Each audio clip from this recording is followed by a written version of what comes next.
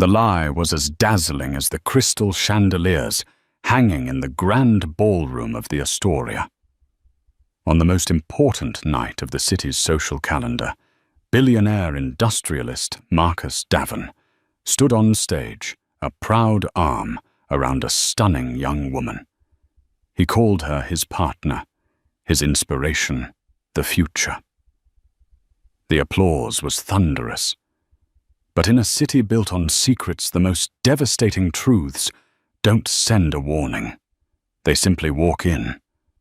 And as the ballroom doors swung open, the real Mrs. Davin entered, not with tears in her eyes, but with the city's most feared litigator by her side. The applause faltered. Champagne glasses froze midway to lips, and a story of quiet betrayal was about to become a very public execution. Isabel Davin believed their life was a masterpiece of careful construction. Their 15-year marriage was a fortress built brick by brick, with shared ambition, mutual respect, and the quiet understanding that their union was a powerful partnership. Their penthouse on Park Avenue wasn't just a home. It was a testament to their joint success. Its panoramic windows overlooking a city they had in many ways conquered together.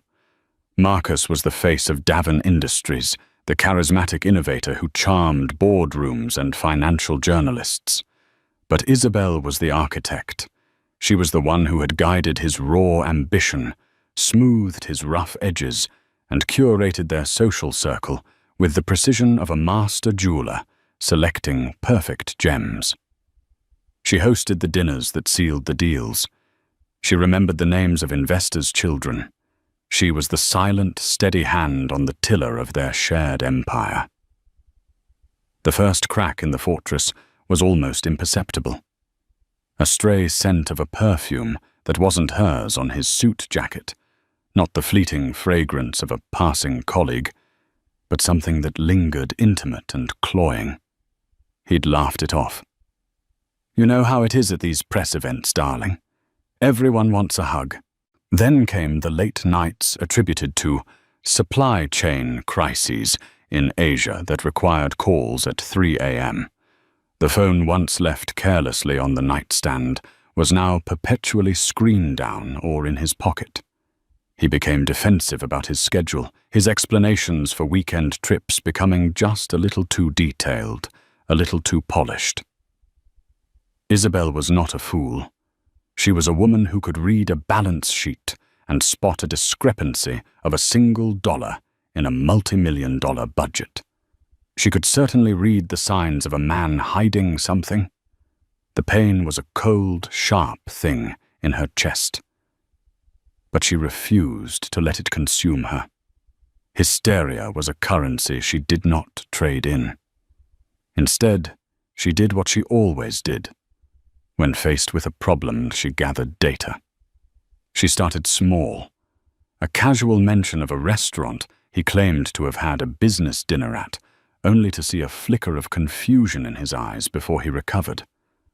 "Oh, was it Tuesday? I meant Wednesday. The days are blurring together." She checked their joint credit card statements. There were charges at boutique hotels.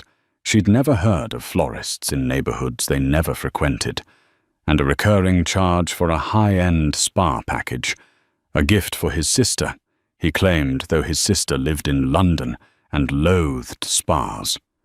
The data points formed a constellation of deceit. The final confirmation came not from a statement, but from a photograph. A friend vacationing in the Caribbean sent her a breezy text, "Isn't this Marcus' small world?"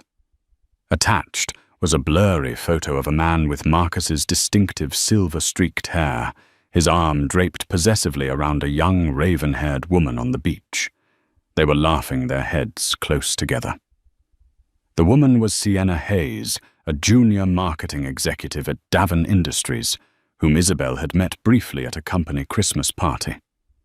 She was ambitious, beautiful, and 2 decades younger than Marcus. The sight of it didn't break Isabel. It galvanized her. The pain was still there, a low, humming frequency beneath her skin, but it was now overlaid with a cold, clear rage. This wasn't just an affair. This was a flagrant betrayal, a dismantling of the fortress she had helped build. Marcus wasn't just cheating on her. He was making a mockery of their entire life together. She didn't confront him. An emotional confrontation would give him the advantage, allow him to gaslight her, to twist the narrative until she was the hysterical, paranoid wife. No, this required a different kind of warfare. This required a strategist. She made a call, not to a friend, not to her mother, but to a name she had kept in her private contacts for years, a contingency plan for a disaster she had prayed would never strike. Arthur Finch, please. Arthur Finch was a legend in New York's legal circles. He was old school, a man who wore perfectly tailored three-piece suits and spoke in measured, devastatingly precise sentences. He didn't handle messy, emotional divorces. He handled dissolutions of dynasties. He was the man you called when a partnership worth billions was on the line, and you needed to walk away with not just your share, but your dignity intact. Their first meeting was in his wood-paneled office overlooking the East River. Isabel laid out her suspicions calmly and methodically, presenting the credit card statements and the photograph as if they were exhibits in a corporate takeover bid. She did not cry. Her voice did not shake. Finch listened, his steepled fingers resting on his chin, his gaze sharp and assessing.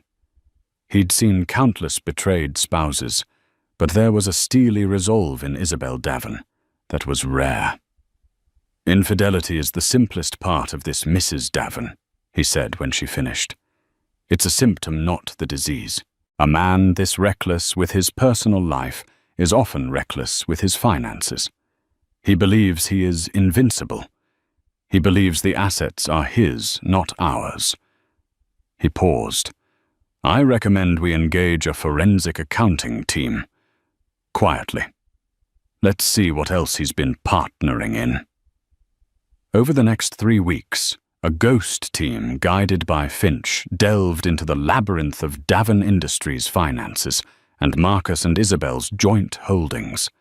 What they began to uncover was far worse than a simple affair. Marcus wasn't just spending marital money on his mistress, he was moving it. Large sums were being siphoned from joint accounts into newly created shell corporations with opaque names like Apex Global Holdings and Viridian Solutions. He was systematically undervaluing company assets in preparation for a restructuring, a move that would shield the company's true worth during a potential divorce settlement. He was in essence trying to steal their shared future from under her nose. The centerpiece of his hubris was the upcoming St. Jude's Children's Foundation Gala. Marcus was the event chair this year. It was the pinnacle of the social season, a night where the city's elite gathered to display their wealth and philanthropy. He had been planning it for months, obsessed with every detail. Isabel now understood why. It wasn't about charity. It was to be his coronation, the night he would publicly transition from his old life to his new one. A week before the gala, Finch called Isabel. "We have it," he said, his voice grim. "The paper trail is undeniable. He's been setting up Miss Hayes in a company-funded apartment, has her on a shadow payroll, and the Apex Global account was used to purchase a significant portfolio of unregistered bonds.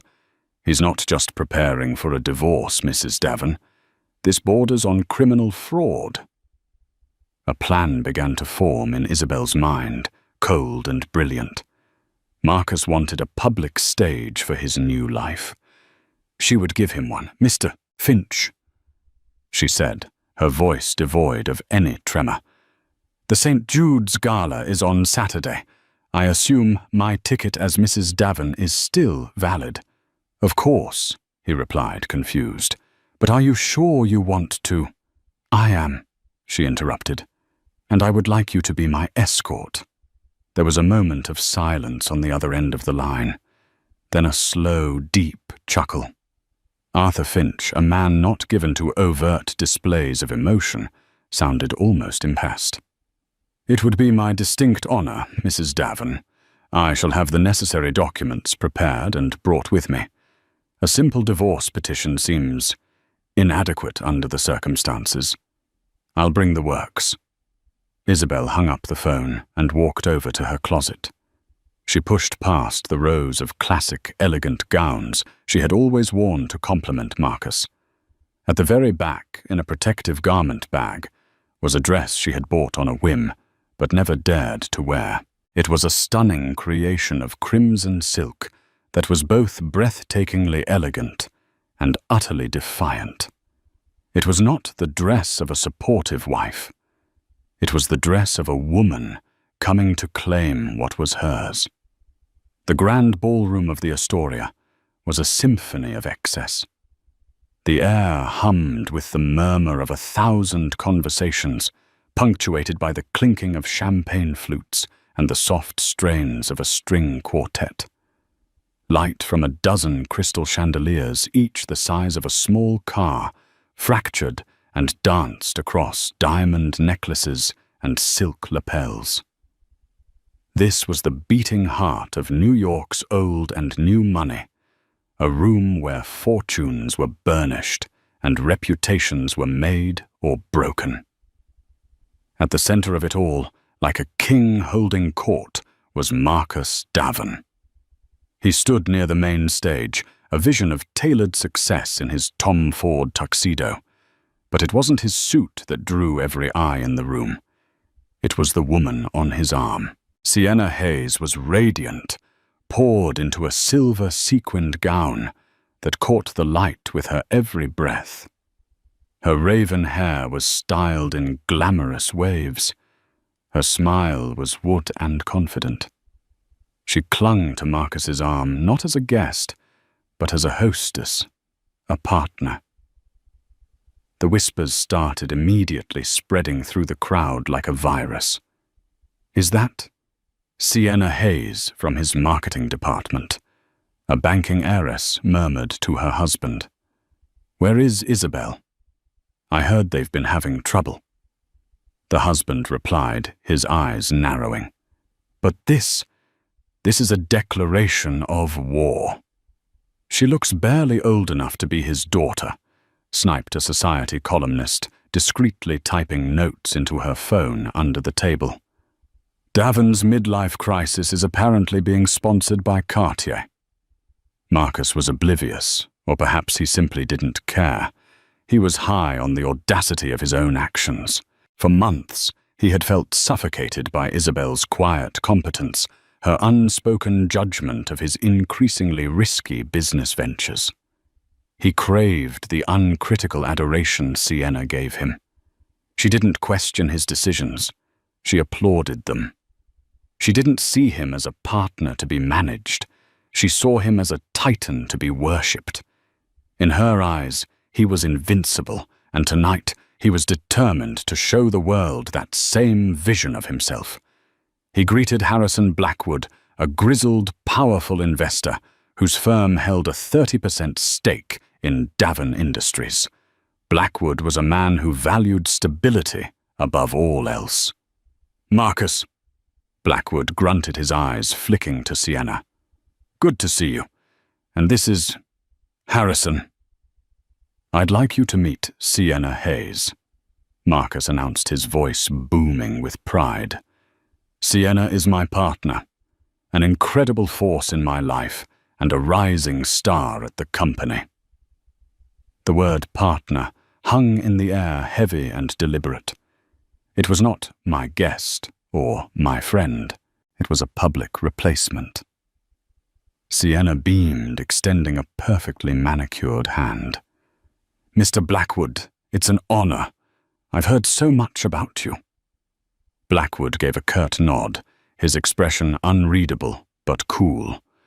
"Mrs. Davin not joining you this evening?" He asked, his tone casual, but the question pointed. Isabel is indisposed, Marcus said with a dismissive wave of his hand. It was a weak lie, and he knew it, but he was committed now. The momentum of the night was carrying him forward. He led Sienna through the room, a conquering hero showing off his prize. He introduced her to councilmen, to philanthropists, to the very people whose foundations Isabel had so carefully cultivated for years. With each introduction, his confidence swelled. He was rewriting his own story in real time, erasing 15 years of marriage with a smile and a handshake. Sienna, for her part, played the role flawlessly. She was charming, attentive, and laughed at all his jokes. She believed this was her arrival, the moment she transitioned from a secret affair to the rightful queen. The culmination of his arrogance was the opening speech. As the event chair, it was his duty to welcome the guests and kick off the fundraiser. He strode onto the stage, Sienna watching from a front-row table he had reserved for them. The spotlight found him, and a hush fell over the ballroom. "Welcome, friends, colleagues, leaders of this great city," he began, his voice resonating with practiced charisma. "We are here tonight for a noble cause to support the miracles performed every day at St. Jude's, a cause that reminds us that our future lies in our children." He paused for effect, his eyes scanning the adoring faces. But tonight is also about another kind of future. It's about vision, about passion, about finding that spark that reignites your soul. His gaze drifted toward Sienna's table. True partnership isn't just about history. It's about a shared vision for tomorrow. It's about finding an inspiration that pushes you to be bolder, to reach higher. He raised his glass. "So I want to propose a toast, not just to the children of St. Jude's, but to new beginnings, to passion, and to the partners who inspire us to build a better future." The room erupted in applause, though some of it was hesitant, confused. The old guard, the friends of Isabel, shifted uncomfortably in their seats. They knew Isabel Davin. They knew she was not a woman to be indisposed. Something was deeply wrong. Harrison Blackwood, sitting at his table, did not applaud. He simply watched Marcus, his expression hardening into one of deep concern. He was a man who hated instability, and Marcus Davin was currently bathing in it on a public stage. Marcus took in the applause, a triumphant smile plastered on his face. He felt powerful, untouchable. He had done it.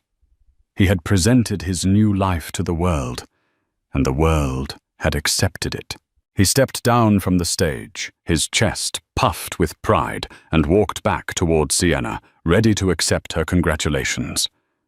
It was in that precise moment of supreme self-satisfaction that the grand oak doors at the far end of the ballroom swung open. They didn't open tentatively. They were pushed open with authority, revealing two figures silhouetted against the light of the outer hall. The noise in the ballroom did not stop at once. It died a slow, rolling death, starting from the tables nearest the door and spreading like a shock wave. Conversations trailed off mid-sentence. Laughter caught in throats. Champagne glasses froze in the air. The string quartet faltered, one violin squeaking into the sudden cavernous silence. Every head in the room turned toward the entrance. And there, standing in the doorway, was the woman who was supposedly indisposed. Isabel Davin did not look like a woman scorned. She looked like a queen arriving to reclaim her throne. She paused in the doorway, allowing the room to absorb the full impact of her presence. The crimson silk of her gown was a slash of defiance against the muted palette of the room's golds and creams. The dress was a masterpiece of tailoring, elegant, but with a daring cut that spoke of newfound liberation. Her hair was swept up in a severe, graceful chignon, showcasing the diamonds at her ears, the first gift Marcus had ever given her, a symbol of the beginnings he was so eager to toast. Her face was a mask of serene composure, but her eyes, dark and focused, swept across the room with an intensity that made people physically recoil. Beside her stood Arthur Finch. He was a stark, imposing figure in his dark, impeccably tailored suit. He carried a fine leather briefcase, holding it not like an accessory, but like a weapon. His silver hair was neatly combed, and his posture was ramrod straight. He was the personification of sober, expensive consequence, and his presence next to Isabel transformed her arrival from a mere social disruption into a declaration of intent. The silence in the ballroom was now absolute, thick and heavy. The only sound was the faint, distant hum of the city outside.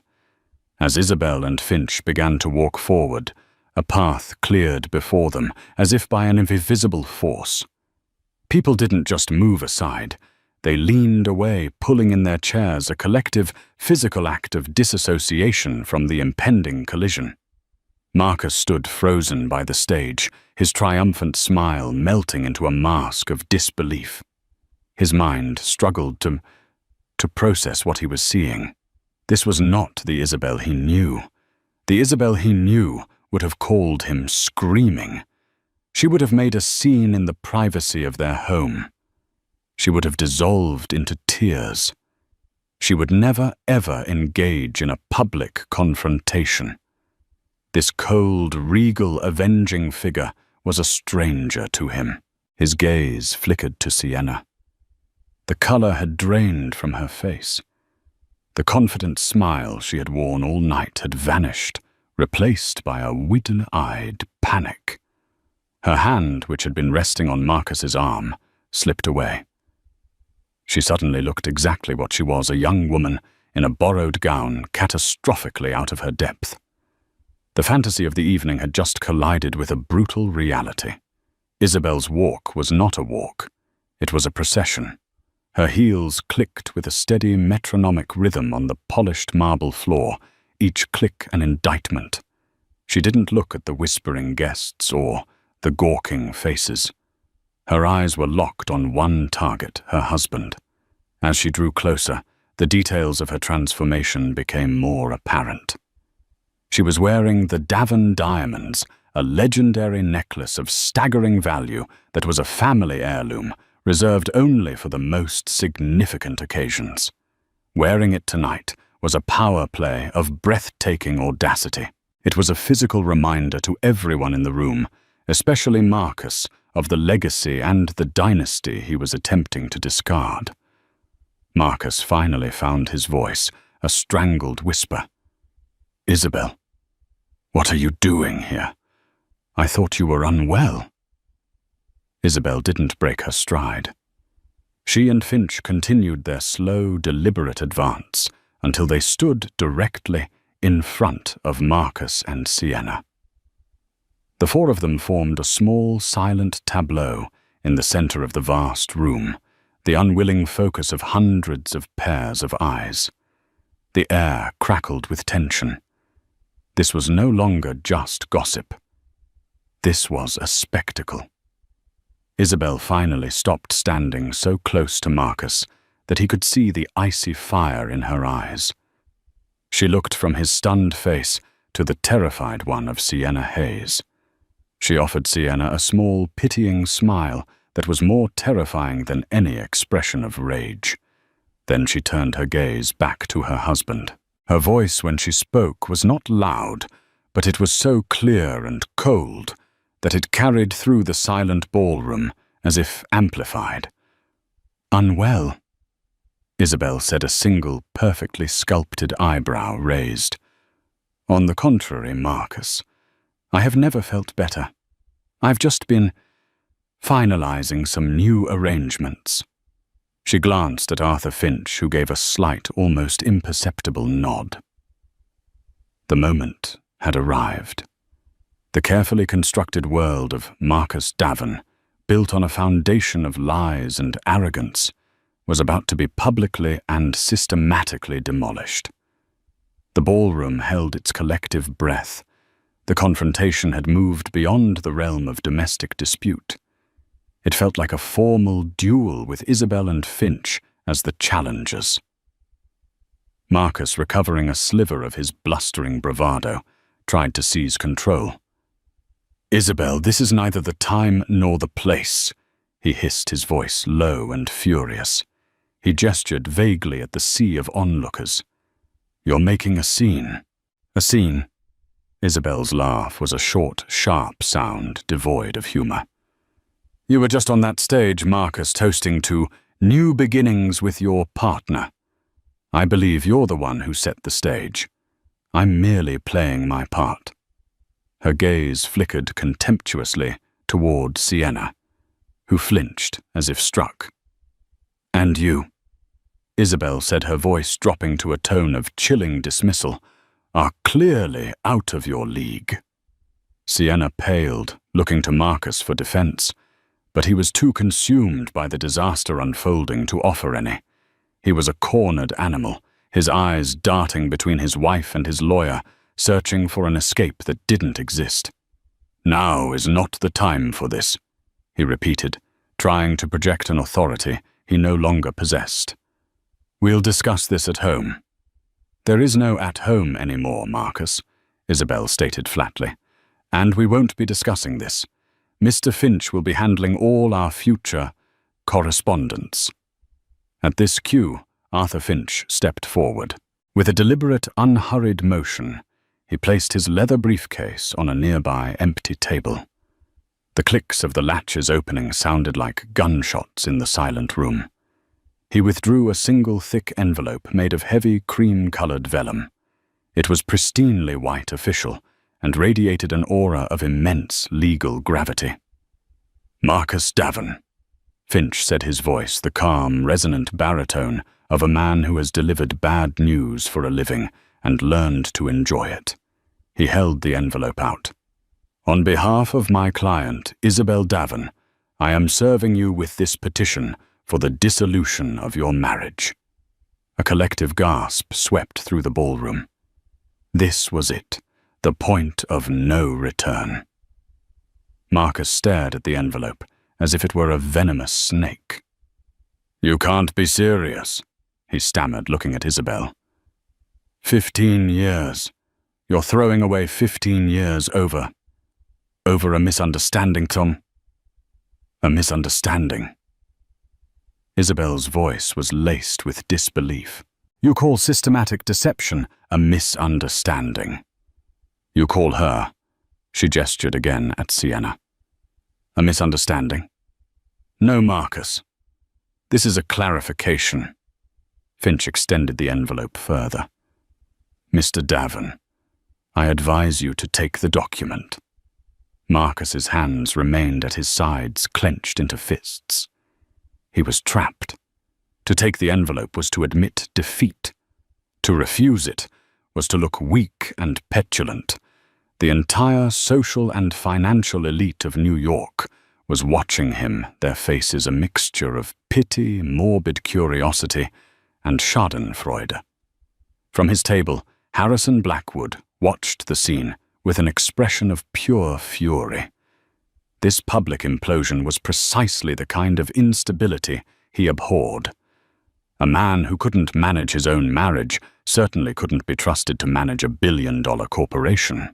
Seeing Marcus hesitate, Finch took another step forward, and with a finality that brooked no argument, placed the envelope squarely in the breast pocket of Marcus's tuxedo.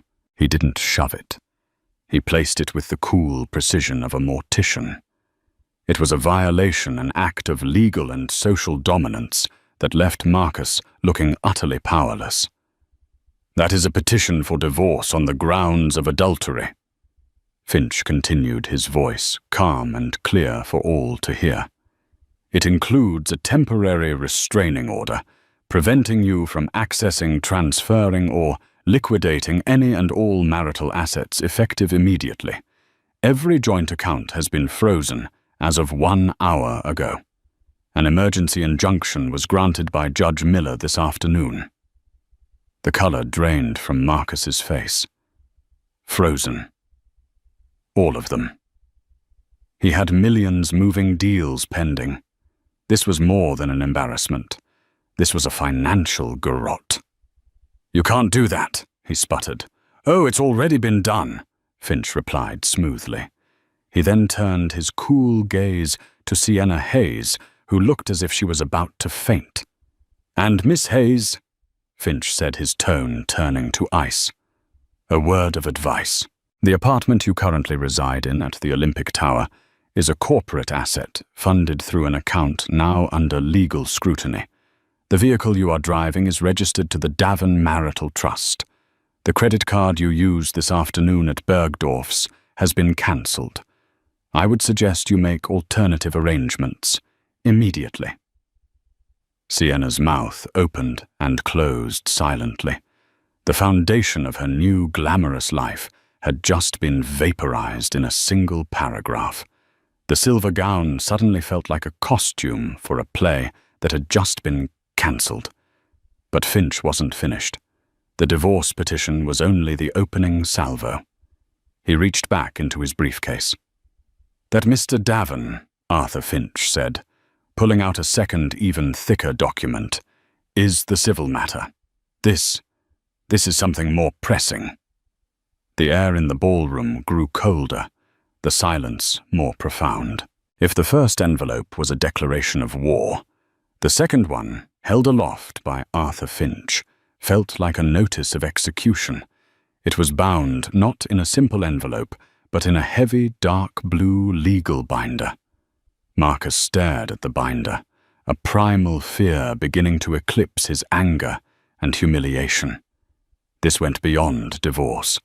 The mention of frozen accounts was a warning shot, but the presence of this second, more formidable document signaled a catastrophe of a different magnitude. "What is that?" Marcus asked, his voice barely a whisper. This, Finch announced, his voice carrying with deliberate clarity, is a copy of a report that was delivered via courier to the office of the District Attorney for New York County and to the Enforcement Division of the Securities and Exchange Commission approximately 90 minutes ago. A wave of shock rippled through the onlookers. The District Attorney. The SEC. These were not terms one heard in a marital dispute. This was the language of corporate malfeasance, of criminal investigation. The drama had escalated from a juicy society scandal to a potential white-collar crime thriller. Harrison Blackwood, the major investor, leaned forward in his chair, his face a grim mask. His investment wasn't just in Davin Industries. It was in the perceived integrity of its leader.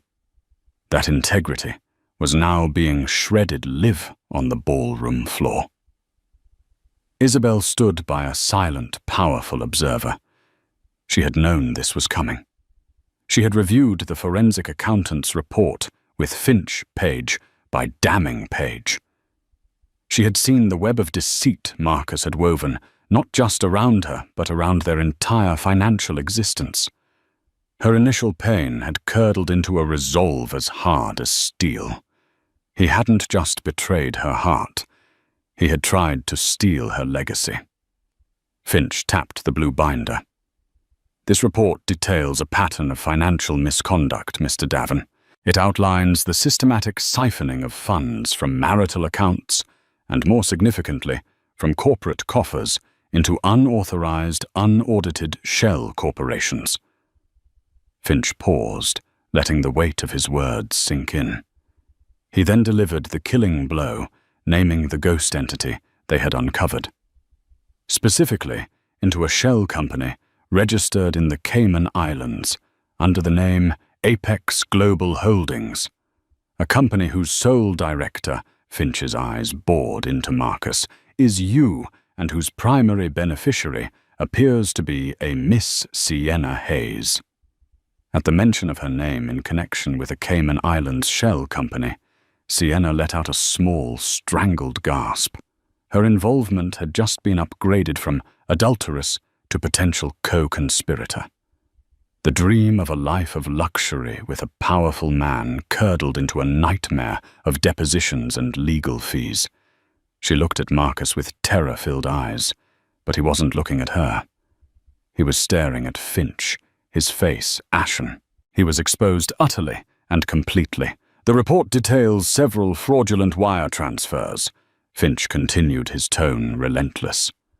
Including a sum of $5 million transferred just last week to purchase unregistered bearer bonds, a classic instrument of money laundering. It also details the deliberate undervaluing of company assets ahead of a planned private sale of a key subsidiary, a sale from which the profits would have been diverted to Apex Global defrauding your shareholders. At the phrase defrauding your shareholders, Harrison Blackwood pushed his chair back with a loud scrape that echoed in the funereal silence. He rose to his full imposing height. His face was thunderous. The man he had entrusted with hundreds of millions of dollars was being accused with damning specificity of orchestrating a massive fraud. "Marcus!" Blackwood's voice was a low roar that cut through the tension.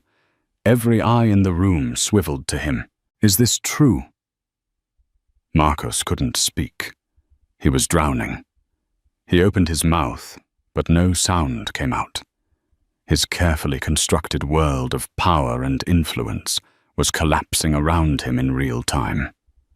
Finch didn't give him a chance to formulate a lie. "The evidence is comprehensive, Mr. Blackwood. Wire transfer confirmations, incorporation documents from the Cayman's emails from Mr. Davin's personal server instructing his offshore agent. It's all in the report." Blackwood looked from Finch's unyielding face to Marcus's crumbling one. He didn't need any more confirmation. He had seen enough corporate implosions to recognize one in the making. He pointed a thick finger at Marcus. "You're finished, Davin. Consider my firm's confidence withdrawn. My lawyers will be in touch with the board first thing Monday morning. We're calling for an immediate independent audit and your immediate suspension as CEO." It was a public execution. In the space of 5 minutes, Marcus Davin had gone from being the chairman of the Gala to a social pariah, a soon-to-be ex-husband, and a suspended CEO facing federal investigation. The edifice of his life had not just cracked, it had been dynamited. And holding the detonator was his wife, the quiet, competent architect he had so fatally underestimated. The fallout was instantaneous and brutal. Harrison Blackwood's denouncement acted as a final definitive judgment. The quiet whispers in the room erupted into a low, excited roar. Cell phones previously held discreetly were now raised openly, recording the corporate titan's spectacular fall from grace. The story was no longer just a rumor.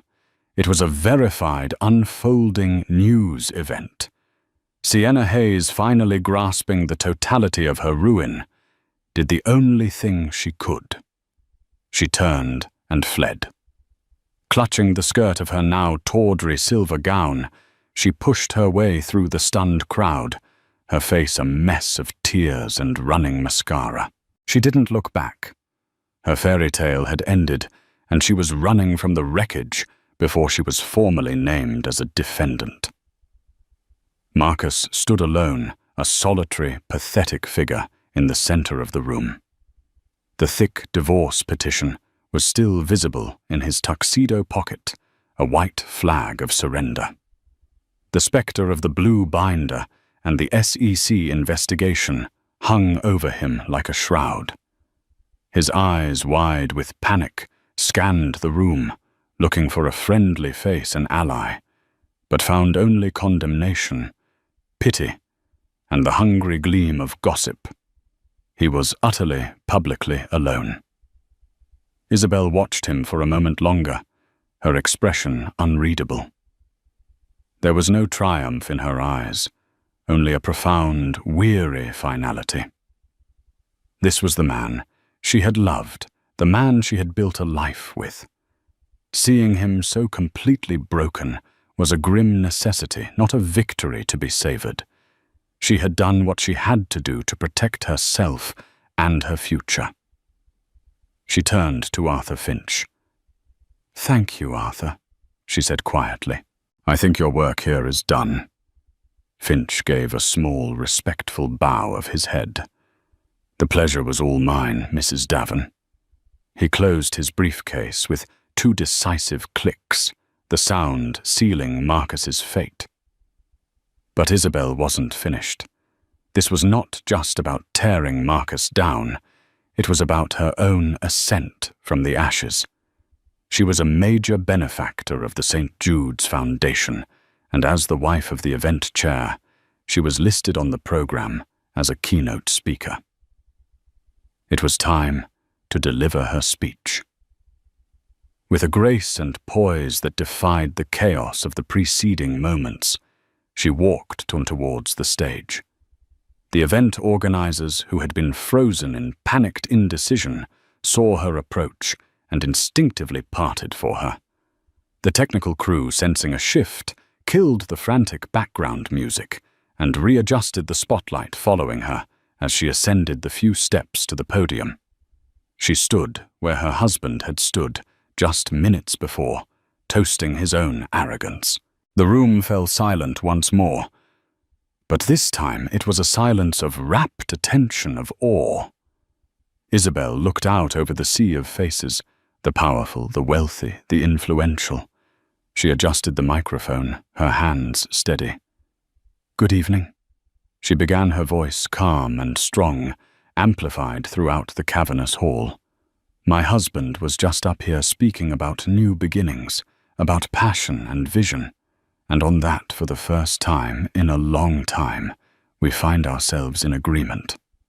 A murmur went through the crowd. "For 15 years I have been a partner," she continued, her voice resonating with quiet power.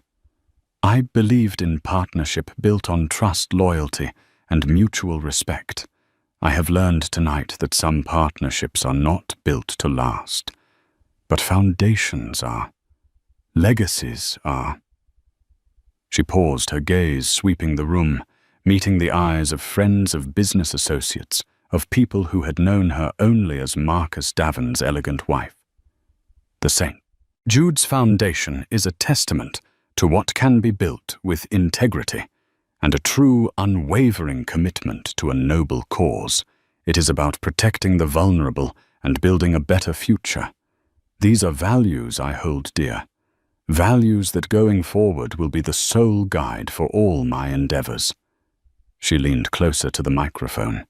"Tonight I was scheduled to announce a joint donation of $1 million from the Davin family. That plan has changed." The room held its breath. Instead, Isabel declared, her voice ringing with conviction, "I am personally pledging $5 million to the St. Jude's Children's Foundation."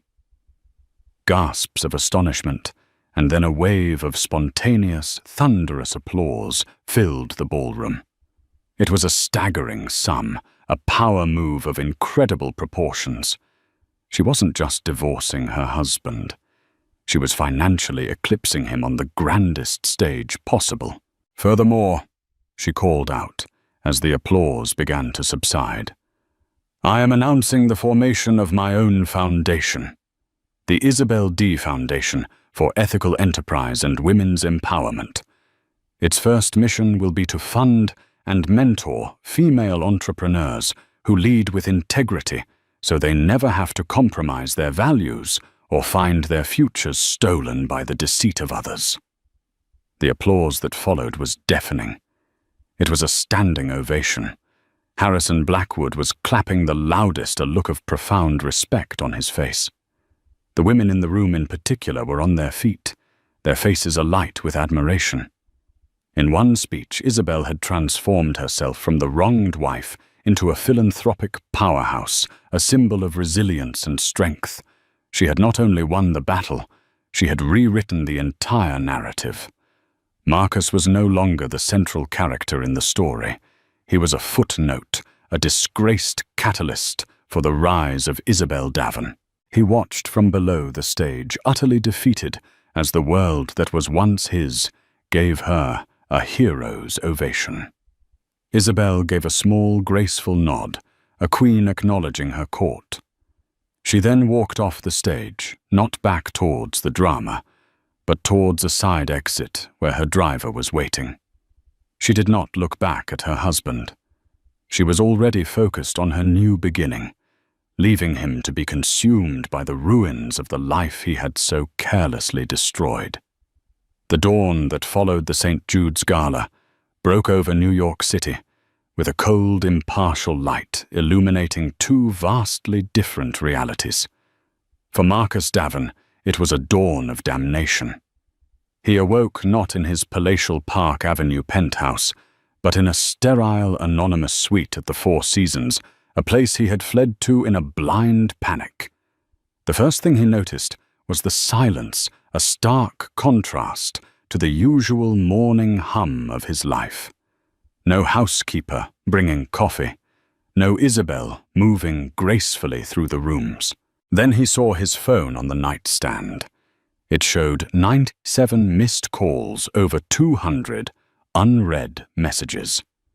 A digital avalanche of panic condemnation and morbid curiosity.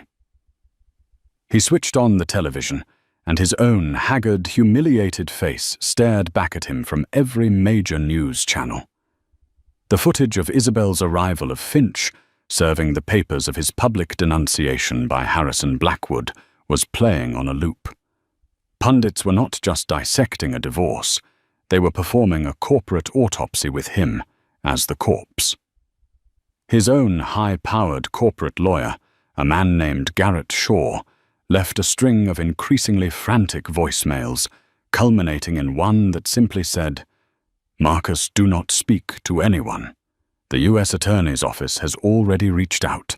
This is a 5-alarm fire." For Isabel Davin, the dawn brought a profound, cleansing quiet. She woke in her own bed, the crimson gown from the night before, draped over a chair like a discarded battle standard. The vast penthouse, once a shared space, felt different, larger, filled with potential. It was hers now. She made coffee herself, the simple act feeling like a reclamation. She didn't turn on the television.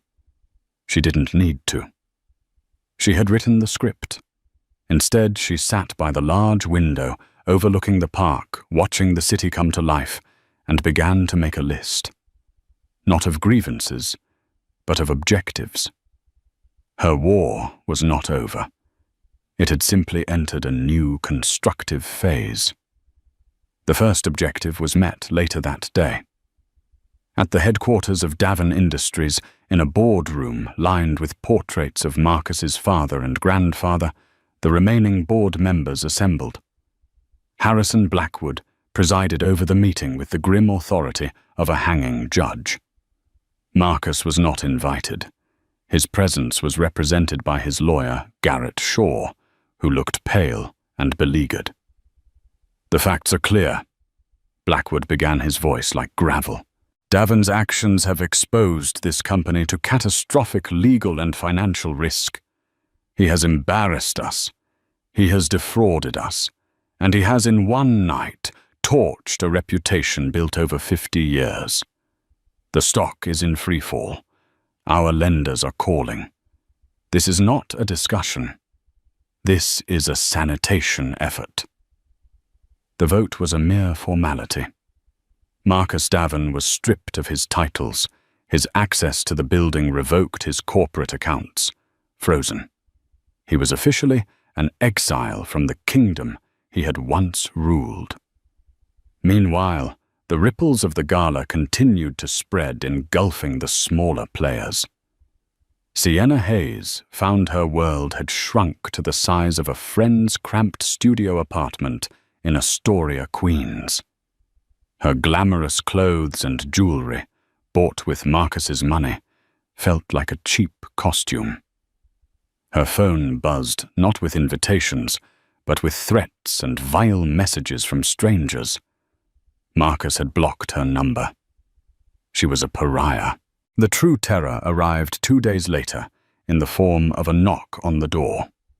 A stern-faced man in a cheap suit served her with a subpoena to testify before a grand jury regarding her knowledge of Apex Global Holdings. As she stared at the official document, the words blurring through her tears, she finally understood. She had never been his partner. She had been a high-risk disposable asset, and she had just been liquidated. While their worlds collapsed, Isabel was building. Her penthouse became a command center. Her team assembled daily. Arthur Finch managing the legal blitzkrieg. A sharp, formidable PR executive named Clara Rossi who was shaping the public narrative. And a shrewd wealth manager who was helping Isabel untangle her finances and lay the groundwork for her new foundation. "The media is framing you as the avenging angel," Clara reported in one meeting, pointing to a series of headlines. "It's powerful, but we need to pivot from revenge to renaissance. The foundation is the key. It redefines your identity from the ex-Mrs. Davin to Isabel D. founder and philanthropist." Isabel listened absorbed and directed. "The name is crucial. It needs to be forward-looking. The Isabel D. Foundation for Ethical Enterprise and Women's Empowerment." She stated the name she had conceived and announced on stage. "Our mission isn't just to give money.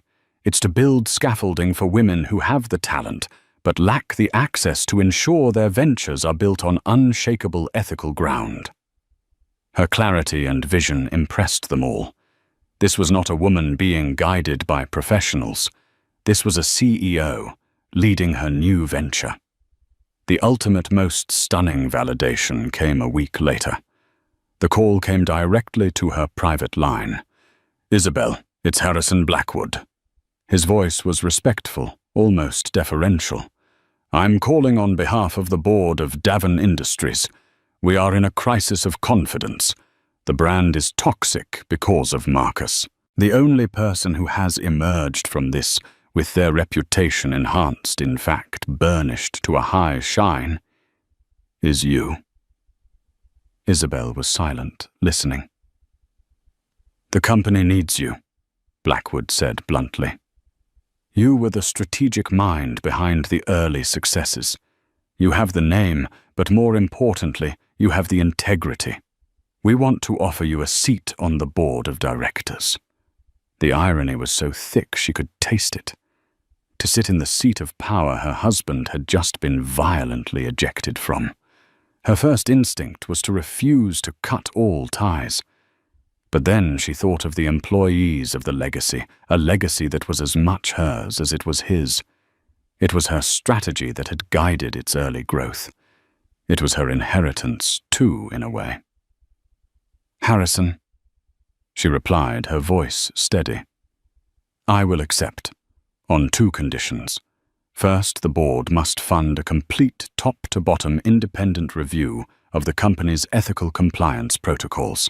Second, the company will become a cornerstone benefactor of my foundation." Blackwood didn't hesitate. "Done. Welcome to the board, Isabel." A month later, a letter arrived forwarded by Arthur Finch's office. It was handwritten on cheap stationery, the handwriting messy and agitated. It was from Marcus. She considered throwing it away, but a need for finality made her open it. It was not an apology. It was a rambling, self-pitying screed, blaming her for his downfall, calling her vindictive and cruel, lamenting his lost fortune. He wrote of her public ambush and how she had destroyed him for a moment of pride. Reading it, Isabel felt nothing. Not anger, not sadness, not even pity. It was like reading a letter from a bitter stranger. The man she had loved, the partner she had built a life with, was truly gone. This pathetic, whining creature was all that remained. She folded the letter, walked to the fireplace, and dropped it into the flames, watching the bitter words turn to grey ash and disappear. That was her closure. The final word on the saga of Marcus Davin came during a final wrap-up meeting with Arthur Finch. "The plea agreement has been finalized," Finch reported, closing a file. "He'll plead guilty to 3 counts of wire fraud and 1 count of securities fraud. He avoids jail time, but he's paying over $200 million in fines and restitution. He is permanently barred from the securities industry. He's finished." "And Miss Hayes?" Isabel asked. "Testified against him in exchange for immunity," Finch said with a shrug. "Last I heard, she'd moved back to her parents' home in Ohio, a rather steep fall from the Olympic Tower." Finch looked at Isabel, a rare, genuine smile touching his lips. "You did not just win a case, Mrs. Davin. You navigated an impossible situation with a courage and strategic brilliance I have seldom witnessed. You reclaimed a life." Later that evening, Isabel stood in her new office, the headquarters of her thriving foundation. She looked out the panoramic window at the tapestry of city lights. Each light was a story, a struggle, a dream. A year ago, she had looked out at this same city and seen the boundaries of a gilded cage. Now she saw a landscape of infinite possibility. She had learned the hardest lesson, that the strongest fortresses are not built of brick and stone or shared wealth. They are built within oneself, forged from integrity, resilience, and the courage to burn down a life that is a lie, to build a new one that is the truth. She was not the woman who was betrayed. She was the woman who survived, who fought back, and who had in the end won everything that mattered. The fall of one empire is often the foundation of another. Isabel Davin's story is a powerful reminder that the deepest betrayals can sometimes forge the strongest versions of ourselves. She walked into that ballroom as a wife who had been wronged, but she walked out as a leader who had taken control of her own destiny. Her journey from the ashes of a broken marriage to the helm of her own foundation shows that true power isn't about the name you carry, but the integrity you uphold. If Isabel's transformation from quiet partner to public powerhouse inspired you, please let us know in the comments. What part of her story resonated with you the most? Don't forget to like this video. If you believe in the power of justice and resilience, share it with someone who needs to hear a story of strength, and subscribe to our channel for more true life dramas, where the truth always has its day.